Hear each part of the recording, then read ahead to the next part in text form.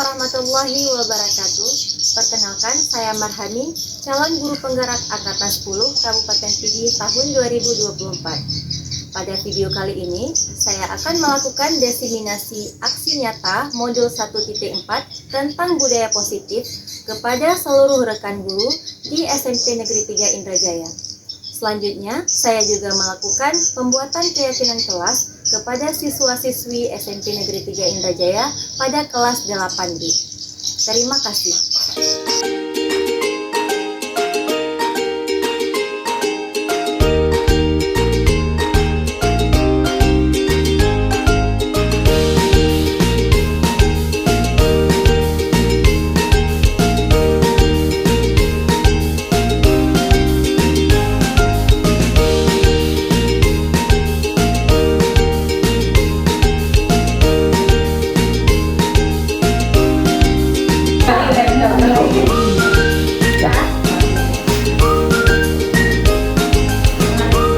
Assalamualaikum warahmatullahi wabarakatuh. Waalaikumsalam warahmatullahi wabarakatuh.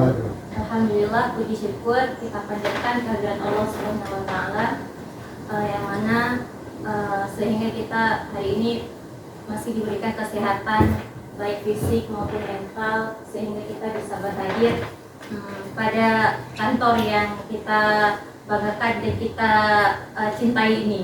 Kemudian salawat dan salam sama-sama kita alamatkan ke pangkuan Nabi Muhammad SAW, yang mana oleh beliau yang telah membawa kita dari alam yang penuh kejahilan kepada alam yang berilmu pengetahuan seperti yang kita rasakan sekarang ini. Kemudian penghormatan saya kepada Bapak Ibu yang telah berkenan hadir dalam sosialisasi budaya positif pada materi yang telah saya pelajari selama saya mengikuti pendidikan calon guru penggerak di Angkatan 10. Baiklah, alhamdulillah pada kesempatan ini izinkan saya untuk memaparkan tentang apa yang telah saya pelajari dan saya pahami tentang budaya positif. Jadi sebelumnya yang kita ketahui itu budaya positif itu berarti sesuatu budaya yang menimbulkan efek positif baik untuk kita maupun kepada semua warga sekolah. Selanjutnya kita lihat ada beberapa konsep inti dalam budaya positif. Yang pertama yaitu perubahan paradigma belajar. Kemudian ada disiplin positif, nilai-nilai kebajikan universal, kebutuhan dasar manusia, motivasi perilaku manusia, posisi kontrol guru, keyakinan kelas, dan juga segitiga restitusi. Kita lanjutkan. Yang pertama yaitu ada pembelajaran dengan paradigma baru. Jadi apa itu pembelajaran dengan paradigma baru? Jadi mungkin kita sudah tahu bahwa kita sudah memasuki kurikulum merdeka. Jadi kurikulum merdeka itu adanya yang yang diagung-agungkan yaitu profil pelajar Pancasila. Jadi pembelajaran dengan paradigma baru itu prinsip pembelajaran berdiferensiasi, sehingga peserta didik belajar sesuai dengan kebutuhannya berdasarkan tahapan perkembangan sesuai dengan teori psikologi modern untuk mewujudkan profil pelajar Pancasila. Jadi apa itu pembelajaran berdiferensiasi? Jadi kita mengajar itu berdasarkan kebutuhan karakter peserta didik. Jadi kita sebagai guru itu memang diwajibkan untuk mengetahui bagaimana karakter setiap peserta didik kita. Bagaimana cara mengetahuinya? Kita bisa dengan melakukan asesmen diagnostik yang di kurikulum merdeka itu kan ada 3 asesmen. Ada diagnostik, formatif, dan sumatif. Jadi yang pertama itu sebelum kita memulai pembelajaran, kita bisa melihat bagaimana kondisi siswa, bagaimana karakter siswa itu dengan melakukan asesmen diagnostik. Kemudian pada saat pembelajaran kita bisa melakukan asesmen formatif. Nanti di akhir pembelajaran baru dia namanya asesmen sumatif. Kemudian selanjutnya miskonsepsi tentang teori kontrol. Jadi selama ini apa sih yang kita masih miskonsepsi tuh tentang teori kontrol? Yang pertama, ilusi guru mengontrol murid.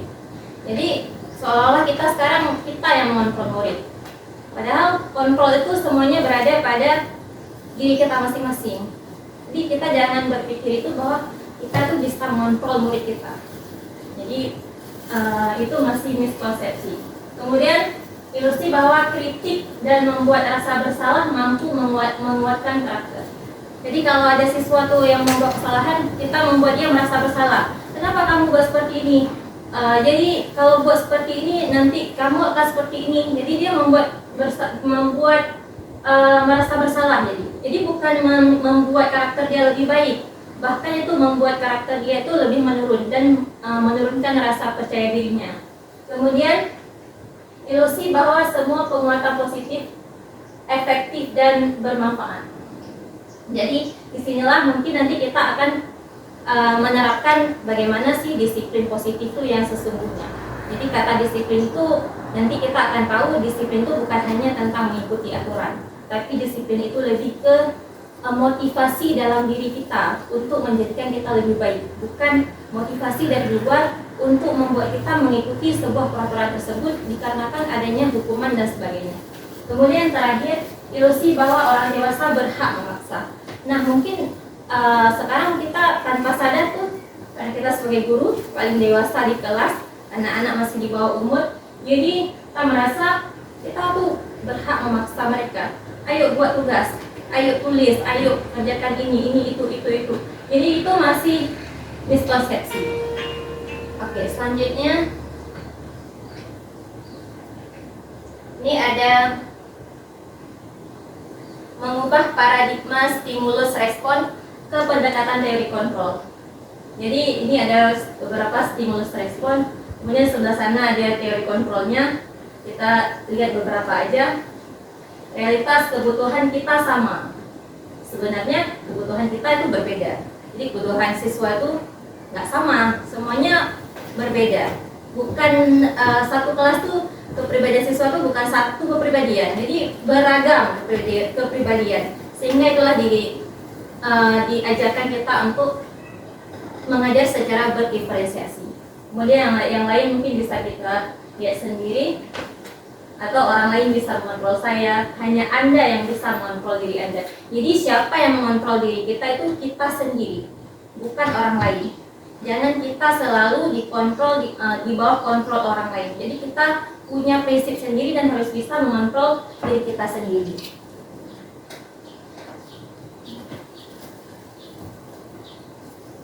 Maaf keluar ini.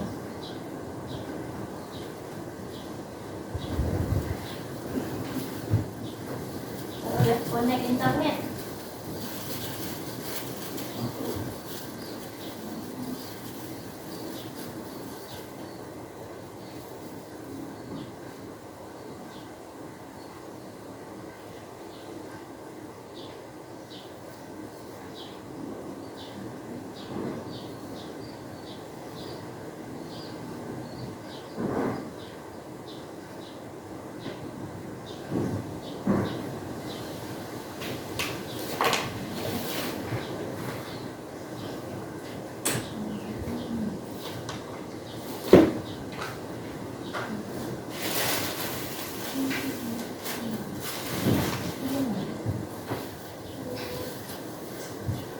Selanjutnya kita masuk ke disiplin positif. Seperti yang kita katakan tadi, disiplin merupakan salah satu karakter yang harus dimiliki setiap peserta didik yang sejalan dengan profil pelajar Pancasila dalam mengembangkan karakter disiplin proses pembelajaran. Kemudian disiplin berbeda sekali dengan hukuman, meskipun disiplin sering diterapkan dengan menggunakan teknik hukuman. Mungkin sekarang kayak beda persepsi. Jadi sebenarnya disiplin itu seperti yang saya katakan tadi, motivasi dalam diri sendiri untuk menjadi lebih baik, bukan motivasi dari luar untuk menjadikan kita lebih baik. Tapi yang kita pahami sekarang itu disiplin itu ya mengikuti aturan, seperti ke sekolah harus disiplin, harus jam 8 ke sekolah, ada yang laki-laki semuanya baju harus ke dalam. Jadi mungkin pada siswa-siswanya masih orang itu menganggap bahwa oh itu biar nggak dapat hukuman, biar nggak ditegur guru. Jadi masih motivasi dari luar orang itu memasukkan baju ke dalam, atau yang perempuan mungkin memakai lipstik, masih motivasi takut memakai lipstik karena nanti takut ditegur guru. Jadi masih motivasi dari luar, bukan kesadaran dari mereka sendiri untuk memasukkan baju ke dalam atau tidak menggunakan lipstik. Jadi sesungguhnya disiplin itu motivasi yang muncul dari dalam diri seseorang untuk menjadikan dia lebih baik, bukan motivasi dari luar yang dijadikan sebuah patokan dalam diri dia karena takut untuk mendapatkan hukuman. Kemudian kita lanjutkan. Ada nilai-nilai kebajikan universal. Kenapa dikatakan nilai-nilai kebajikan universal? Karena nilai-nilai yang seluruh manusia ini punya nilai kebajikan ini sebenarnya. Dalam diri kita, dalam fitrah kita sebenarnya punya nilai-nilai kebajikan, makanya dikatakan nilai-nilai kebajikan universal. Namun yang di sekolah mungkin nilai-nilai universal yang lebih ditekankan, yang tadi seperti saya bilang tadi, yaitu yang kita kenal dengan profil pelajar Pancasila. Kan ada 6 profil pelajar Pancasila. Yang pertama berimtak, ya, beriman, bertakwa kepada Tuhan Yang Maha Esa, kemudian mandiri, bernalar kritis, berkebinekaan global, bergotong royong, dan kreatif. Kemudian kebutuhan dasar manusia. Nah, semua manusia tuh punya kebutuhan dasar, dan kita sebagai guru wajib mengetahui 5 kebutuhan dasar yang ada pada diri manusia. Untuk apa? Supaya kita bisa memahami bagaimana kondisi murid dan bagaimana kebutuhan yang ada pada diri murid tersebut. Jadi 5 kebutuhan dasarnya, pertama penguasaan, kemudian kasih sayang dan rasa diterima, kemudian kebebasan, kesenangan, dan bertahan hidup. Ketika ada siswa, ketika kita ngajak, Bu, malas sekali belajar di kelas hari ini, yuklah belajar di luar sekali. Berarti itu kebutuhan yang mereka inginkan, yaitu kebebasan. Atau, Bu, sesekali belajar sambil main game lah, bosan nih belajar nulis sama penjelasan terus. Dan berarti kebutuhan mereka itu kesenangan. Jadi sesekali itu kita harus bisa memenuhi kebutuhan yang kebutuhan tersebut bisa berdampak positif. Tapi jangan juga misalnya, Ibu malas belajar ini, nggak usah belajar aja Bu, hari ini kita tidur-tidur aja Bu. Itu mungkin dia kebutuhan, berarti dia kebutuhan kebebasan, mau tidur-tidur aja. Cuman kalau kita ikuti dia, oh boleh tidur, silakan tidur, itu mungkin nggak berdampak positif, malah berdampak negatif. Berarti Ibu tuh mau turuti apa yang kita mau nih, jika tak ada kelein dong. Jadi seperti itu mungkin ya. Kemudian ada yang kasih sayang dan rasa diterima. Mungkin ada anak-anak yang caper gitu. Jadi kalau caper-caper itu biasanya dia kurang kasih sayang. Jadi mungkin kita kasih pendekatan secara individu kepada siswa tersebut. Biasanya yang caper-caper tuh butuh kasih sayang dan rasa diterima. Kemudian selanjutnya ya 5 kebutuhan dasar tuh yang tadi saya jelaskan. Kebutuhan bersifat fisiologis yang bertahan hidup, kesehatan, rumah, dan makanan. Kemudian kasih sayang, kebutuhan menerima dan memberi kasih sayang.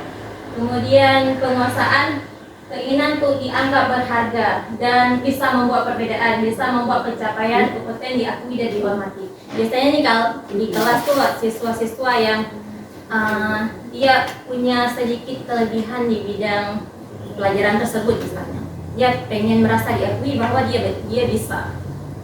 Jadi kita sesekali itu harus kasih apresiasi pada mereka supaya merasa kebutuhan dia terpenuhi. Kemudian juga kebebasan seperti yang saya ceritakan tadi, dan juga kesenangan. Kemudian kita lanjutkan. Nah, motivasi perilaku manusia. Yang pertama, ada 3 motivasi perilaku manusia. Yang pertama, untuk menghindari ketidaknyamanan atau hukuman. Jadi itu berasal dari luar.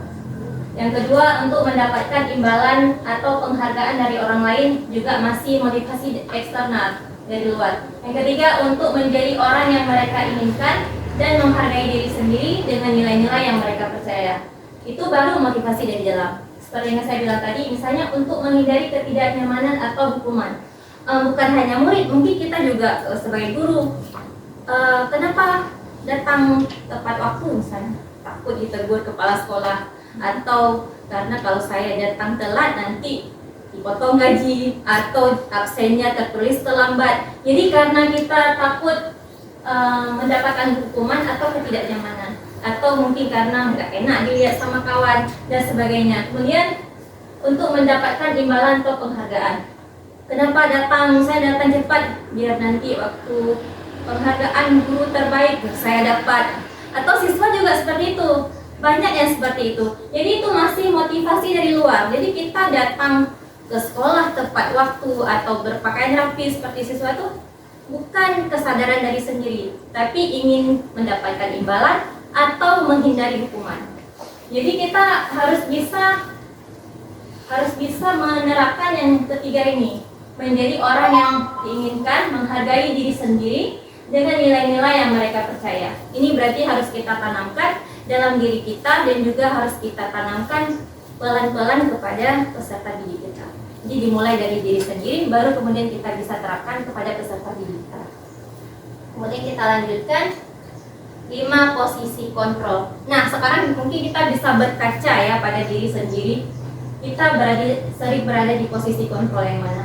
Sebagai guru, kita ada 5 posisi kontrol. Yang pertama ada penghukum, pembuat merasa bersalah, teman, pemantau, dan manajer. Jadi kalau penghukum tuh kita sering kasih hukuman. Nih kamu kenapa terlambat masuk ke kelas saya? Terlambat, sana keliling lapangan. Itu biasanya penghukum. Kalau posisi penghukum seperti itu. Jadi kalau penghukum itu kita biasanya membuat peserta didik itu merasa tidak nyaman sehingga menimbulkan dendam atau membuat seperti misalnya lebih ke fisik, jadi ataupun mental, bisa jadi mempermalukan siswa di depan umum juga menghukum. Kenapa kamu ketawa-ketawa? Saya kesini ke depan, berdiri satu kaki, pegang telinga, itu kan membuat dia malu, jadi mempermalukan di depan umum. Itu berarti kita berada di posisi penghukum. Kemudian pembuat merasa bersalah. Jadi misalnya kita seperti ini ketika mengajar. Ada siswa yang tidak membuat PR. Jadi kita bilang, janganlah nak seperti itu. Kamu nggak kasihan sama ibu. Ibu udah capek-capek nih nulis. Masa sih kamu nggak mau buat PR? Sayanglah sama ibu. Jadi dia kayak merasa bersalah gitu. Oh ya bu, maaf bu ya, tadi saya gini. Jadi kita berusaha membuat dia tuh merasa bersalah sama kita. Jadi itu posisi kita tuh posisi membuat peserta didik merasa bersalah. Yang ketiga teman. Kalau posisi teman tuh biasanya kita menganggap peserta didik itu sebagai teman. Jadi kalau dia membuat kesalahan tuh kita kayak ya nggak apa-apa, kamu nggak buat nggak apa-apa, tapi nanti buat ya. Kan kita bestie seperti itu mungkin. Jadi membuat siswa oh sama ibu tuh nggak apa-apa, boleh nih nggak buat. Jadi posisi kontrol teman tuh membuat siswa tuh nyaman dengan kita. Kemudian yang keempat pemantau. Kalau posisi pemantau nih kita lebih keras sedikit, cuman kita membuat seperti ada konsekuensi. Misalnya, nih kamu kalau nggak buat tugas dengan ibu, berarti nanti harus ini. Jadi ada konsekuensinya. Kalau misalnya kamu ada PR nih, yang nggak kumpul PR berarti nanti harus mengerjakan PR-nya di papan tulis sambil menulis di papan tulis. Setuju, anak-anak sudah setuju. Tiba-tiba minggu depan ada 2 orang yang tidak membuat PR, sehingga kita menjalankan apa yang telah kita lakukan yang minggu lalu. Jadi itu posisi pemantau. Kemudian yang kelima, posisi manajer itu merupakan posisi yang terbaik dari kelima posisi. Jadi posisi manajer itu kita bisa memanage murid kita. Misalnya siswa tersebut tidak melakukan tugas atau membuat PR, kita tanyakan dulu kenapa, apa masalahnya. Kira-kira kalau kamu nggak membuat PR akan seperti apa? Apakah itu baik untuk kamu? Apakah itu, pokoknya kita usahakan dia itu bisa mencari solusi dan bisa menyelesaikan masalah dia. Jadi jangan langsung kita kita tanyakan dulu apa penyebabnya. Kadang dia nggak buat PR di rumah, kadang dia sakit, atau kadang dia jaga adiknya, atau pas sampai rumah dia selalu harus bantu orang tuanya jualan atau ke sawah dan sebagainya. Jadi kita telusuri dulu penyebab asal sebabnya, kemudian nanti kita buat kesepakatan dengan dia. Ini kalau ke depan lagi ini gimana nih kalau kamu nggak buat. Jadi kalau dia sudah sadar, oh ya Bu, nanti ke depan saya akan buat, saya akan usahakan selesai bantu orang tua nanti saya buat Bu sikit-sikit. Boleh Bu? Boleh. Jadi kita ajak untuk saling diskusi dan melibatkan dia untuk menyelesaikan masalah tersebut. Kita lanjutkan. Ya, ini contoh-contoh yang tadi. Kita lanjutkan saja. Nah, sekarang mungkin Ibu kita akan melihat perbedaan hukuman, konsekuensi, dan restitusi. Sebelumnya, menurut Bapak Ibu, hukuman itu seperti apa? Konsekuensi itu seperti apa? Restitusi itu seperti apa? Mungkin tadi saya sudah bahas sedikit ya. Kalau hukuman itu tanpa diketahui murid, langsung kita berikan hukuman. ya, Kalau konsekuensi itu kita udah berikan lebih dahulu. Ya. Siswa. kalau hukuman itu tanpa, misalnya terlambat datang sekolah siswa. Kenapa terlambat? Sana keliling lapangan 10 kali.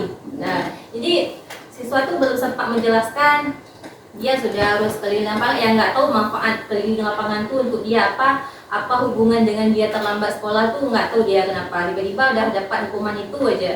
Kemudian kalau konsekuensi sudah ada kesepakatan bersama yang tertulis misalnya ataupun yang tidak tertulis. Kalau terlambat sekolah wajib mengusik sampah terlebih dahulu, atau jika terlambat ke sekolah harus apa misalnya. Pokoknya ada konsekuensi yang telah disusun sebelumnya berdasarkan kesepakatan bersama. Kemudian kalau restitusi itu dia penyelesaian masalah dengan melibatkan murid dan juga mengajak murid bisa menyelesaikan masalahnya dengan sendiri, seperti yang telah saya jelaskan tadi, seperti pada posisi manajer. Jadi kalau kita mengambil restitusi ini, kita harus berada pada posisi manajer yang tadi. Kemudian kita lanjutkan. Nah, ini penjelasannya. Kalau hukuman, tindakan yang membuat siswa merasa tidak senang, tidak nyaman, tersakiti hingga menimbulkan dendam, biasanya bersifat fisik dan mental. Kalau konsekuensi, akibat dari tindakan yang dilakukan biasanya setelah adanya perjanjian dan kesepakatan. Kalau restitusi, proses menciptakan kondisi bagi siswa untuk memperbaiki kesalahan mereka. Jadi kita usahakan kesalahan mereka itu diperbaiki oleh dirinya sendiri dulu, dengan kita pandu. Kemudian kita lanjutkan keyakinan kelas. Nah, mengapa keyakinan kelas bukan peraturan kelas?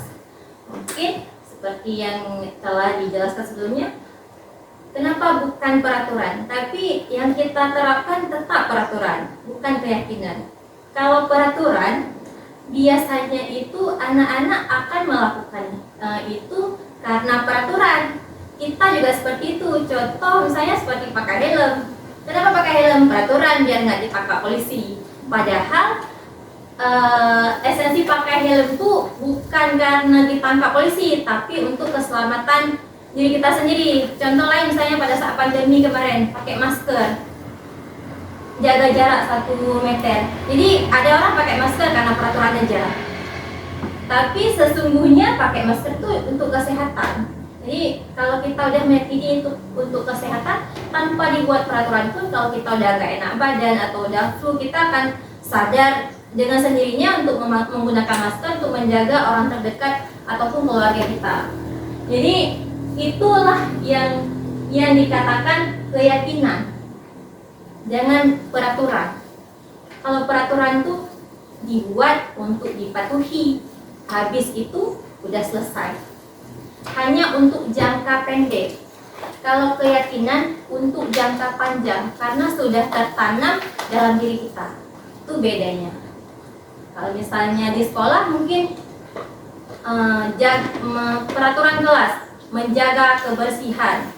Ya berarti menjaga kebersihan itu peraturan sekolah. Ya udah sapu aja.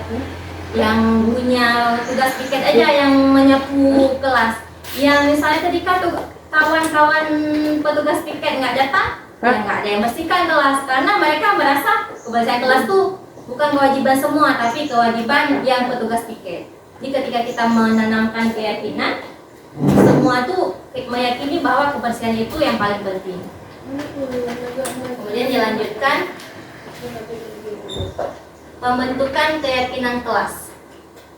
Jadi di kelas mungkin sekarang kita bisa ganti ya, dari yang peraturan kelas mungkin kita bisa buat setiap kelas tuh punya keyakinan kelas sendiri.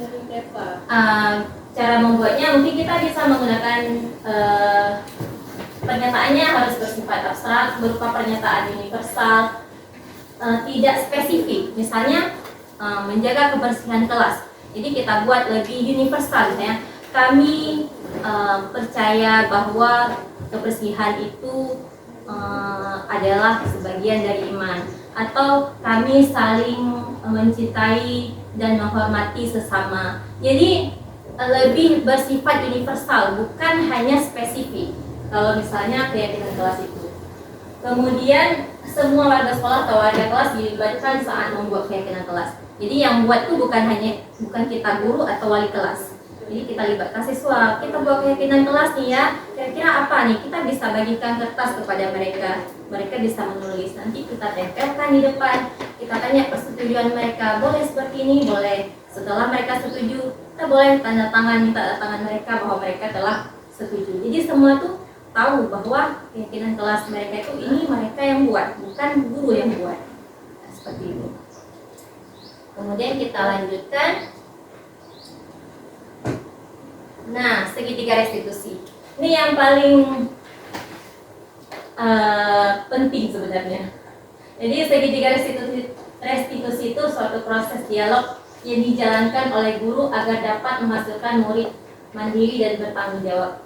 Ada 3 tahapan segitiga restitusi. Pertama, menstabilkan identitas, kemudian validasi tindakan yang salah, dan kemudian menanyakan keyakinan. Contohnya seperti ini. Ada siswa berkelahi misalnya, atau ada berantem lah. Jadi bagaimana cara kita meleraikan atau menstabilkan suasana? Jadi kita bisa memanggil siswa tersebut. Pertama yang kita lakukan itu menstabilkan identitas dulu. Kita tanya dulu, kenapa tadi, apa masalahnya? Kan sudah cerita tuh siswanya, gini bu, dia ini bu, dia udah cerita. Ini kita bilang tuh, iya memang berbuat salah tuh memang manusiawi, semua tuh pernah berbuat salah. Ibu mungkin pernah juga dulu berbuat salah. Jadi memang manusiawi, tapi nanti kita lanjutkan ke tahapan validasi tindakan yang salah.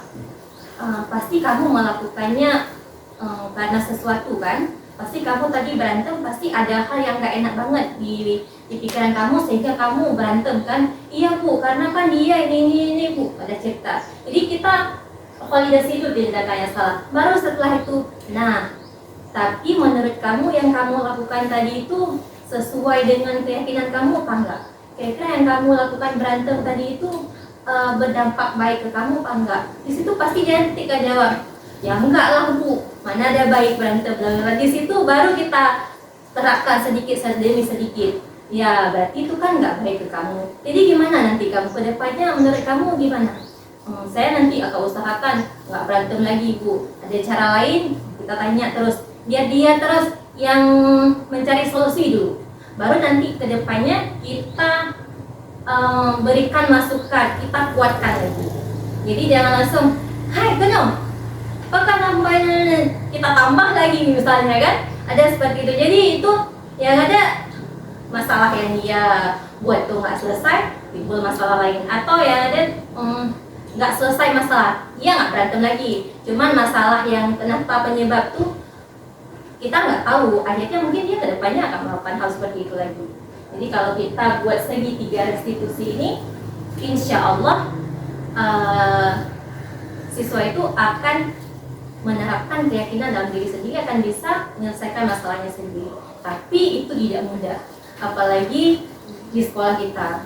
Dan mungkin tidak semua siswa itu akan berjalan seperti sesuai rencana kita. Mungkin kita udah jalankan nih restitusi segitiga restitusi. Minggu depan rupanya dia lagi ya seperti itu. Minggu depannya rupanya dia lagi.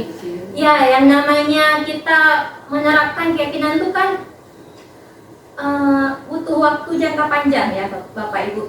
Jadi hari ini yang penting kolaborasi. Di hari ini kita buat seperti ini, diulang lagi, kita lakukan lagi seperti itu sampai dia sadar sendiri. Jadi kalau misalnya kita mau yang instan, ya nggak akan bisa berubah secara instan. Jadi semua tuh nggak ada yang secara instan, semua butuh proses. Makanya kita sama-sama berkolaborasi, bekerja sama, menjadikan sekolah ini menjadi lebih baik lagi ke depannya. Kemudian seperti itu pemaparan dari saya. Mungkin ada yang ingin didiskusikan atau ada yang ingin ditanyakan. Terima kasih. Saya ingin menanyakan, memang peraturan itu tidak disarankan ya. Ya. Jadi kenapa harus keyakinan kelas atau keyakinan sekolah? Kenapa peraturan itu tidak disarankan? Ya. Kenapa peraturan tidak disarankan? Bukan dilarang ya, tidak disarankan. Lebih disarankan ke keyakinan kelas. Karena kita mau menumbuhkan disiplin positif dan budaya positif tadi. Supaya, kenapa bukan peraturan, kenapa keyakinan? Supaya dampak yang kita jalankan itu berjangka panjang. Kalau peraturan hanya jangka pendek, seperti yang saya sebutkan tadi. Setelah selesai peraturan, udah nggak ada impact apa-apa. Kalau misalnya keyakinan itu kita tumbuhkan motivasinya dalam diri. Kalau peraturan itu motivasinya masih dari luar, bukan karena keinginan diri sendiri. Jadi kalau peraturan itu dampaknya jangka pendek, kalau misalnya keyakinan itu dampaknya untuk jangka panjang. Jadi kita lebih memilih yang dampak jangka panjang dong. Ya, seperti itu mungkin, Luis. Ada lagi? Saya ingin menanyakan bagaimana jika penerapan segitiga restitusi tidak berhasil dilakukan, adakah cara lain? Ya, sebenarnya mungkin hanya banyak sekali ya teori-teori dari ahli-ahli. Jadi di sini yang diterapkan itu hanya segitiga restitusi. Jadi kita pahami segitiga restitusi. Kalau nggak berhasil seperti yang saya sebutkan tadi, mungkin ada dari cara kita yang belum tepat pada saat melakukan segitiga restitusi, bisa jadi. Atau mungkin ada mimik wajah kita yang belum tepat pada saat melakukan restitusi, sehingga itu tidak mengakibatkan keberhasilan. Atau bisa jadi juga memang karakter siswanya itu yang memang agak susah ketika kita ubahnya, tidak bisa diubah secara instan. Jadi cara lain itu ya seperti yang saya sebutkan tadi, kita lakukan lagi secara bersama, bekerja sama. Insya Allah kalau kita lakukan dengan selalu itu akan menjadi kebiasaan dan bisa berdampak baik ke depannya. Jadi seperti itu menurut saya. Ada lagi? Sepertinya nggak ada lagi ya. Mungkin hanya ini yang dapat saya sampaikan mengenai pemaparan tentang budaya positif. Mudah-mudahan bisa bermanfaat untuk kita semua, bisa membawa dampak positif untuk kita semua, terutama untuk sekolah kita, dan bisa menjadikan sekolah kita menjadi sekolah yang lebih baik lagi ke depannya dan mempunyai siswa yang berkarakter profil pelajar Pancasila. Lebih dan kurang saya mohon maaf. Saya akhiri. Wassalamualaikum warahmatullahi wabarakatuh. Warahmatullahi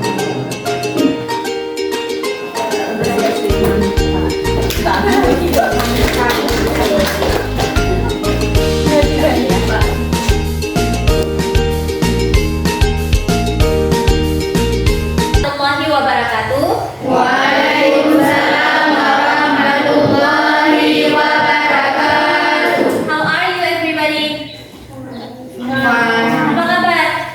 Baik, alhamdulillah. Nah, jadi hari ini kita akan membuat sebuah keyakinan kelas. Jadi kelas kita akan membuat sebuah keyakinan yang kita anggap itu baik untuk diterapkan di kelas kita. Nah, cara membuat keyakinan kelas seperti apa? Kita membuat keyakinan kelas dengan menulis hal-hal yang baik, yang positif, yang bisa kita sepakati bersama untuk kebaikan kelas kita. Setuju? Setuju. Nah, sekarang Ibu akan membagikan masing-masing satu post-it. Kalian boleh menulis satu keyakinan kelas yang kalian anggap baik. Kemudian nanti setelah ditulis, kita tempel di papan tulis untuk kita sepakati bersama. Oke? Baik.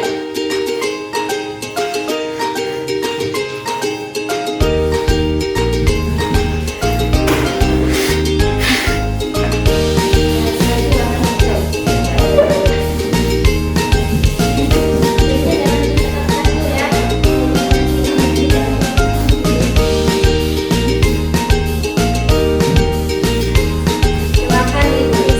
Yang perempuan kasih warnanya ya.